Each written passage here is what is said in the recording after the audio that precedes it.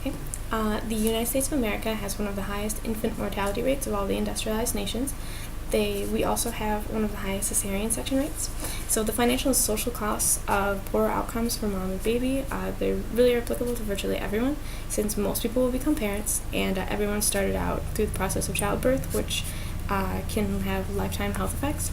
So I've conducted thorough research on this topic in order to present the best current data, which indicates a need for change and the methods to achieve it. So all American hospitals should allow and encourage vaginal birth after cesarean or VBACs. So first I'll discuss the impact of cesarean and VBAC deliveries, and I'll then suggest some avenues for reform for American hospitals. So why would you want to avoid cesarean section? VBAC rates were steadily climbing until a single study in 1996 stated that VBACs were more dangerous than repeat cesarean. Shortly after that, the American College of Obstetrics and Gynecologists released a 2004 bulletin with guidelines for that resulted in over half of U.S. hospitals outright refusing to this day families the option to attempt a VBAC. So despite having the largest national healthcare expenditure, the largest portion of which is allocated to maternity care, the American infant mortality rate in 2008 was almost 6 out of 1,000 births, and that leaves us trailing behind almost 50 other countries.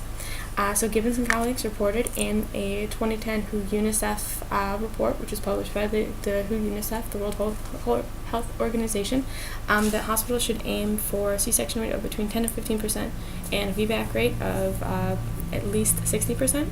Currently, over 1 in 3 U.S. births ends in cesarean section, and our VBAC rate is less than 10 and steadily declining. So American women are not incapable of birthing their babies.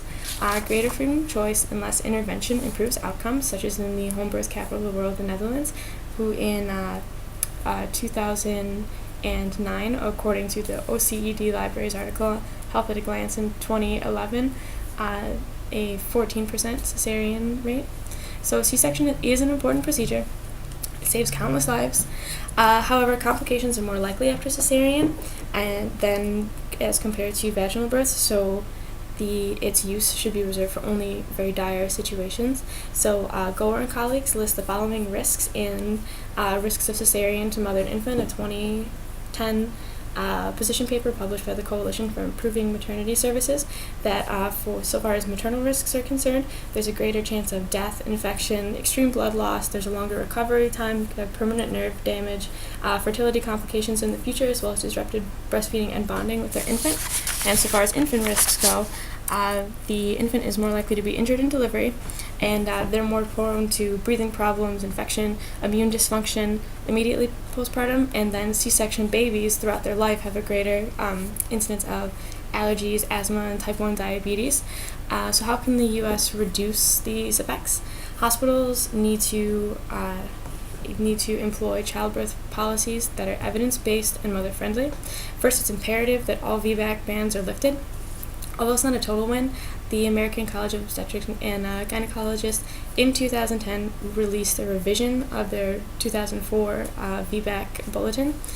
So where the 2004 version focused on factors which would exclude candidates from attempting VBAC, the 2010 version stressed the benefits of VBAC, risks of C-section, and blatantly asserted that VBAC was more safe than repeat cesarean section.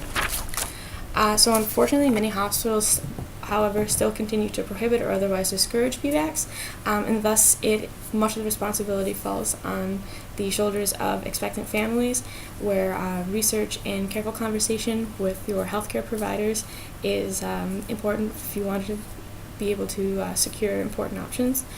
Second, incidence of primary C-section should be reduced by limiting the use of other medical interventions. So a considerable list of other procedures are standard. They're not supported by scientific data, and they tend to lead to greater, also tend to lead to C-section, and so many of these standard practices are counterindicated by scientific research as well. So for example, Alfric and colleagues found in their 2000 study continuous cardiography as a form of electronic fetal monitoring assessment published by the Cochrane collaboration that continuous electronic fetal monitoring, it didn't have any impact on cerebral palsy rates, but it did lead to C-section more often. So other common practices not supported by research that lead to C-section and are overused in American hospitals include restricting food movement, IVs, strengthening, artificial rupturing of membranes, and artificial strengthening of contractions with Pitocin, as well as adhering to arbitrary timelines and using the lithotomy position, which is lying flat on the back. So rather than standardizing liberal use of unsupported interventions as a means of expediting delivery, hospitals need to espouse an approach that sees birth as a normal process and carefully weighs costs and benefits of any potential intervention. Altogether, birth is a usually safe event that's best left as undisturbed as possible. So first I discussed how diminishing families' options regarding C-section and VBAC delivery methods leads to poor outcomes. I then suggested two main ways for American hospitals to improve.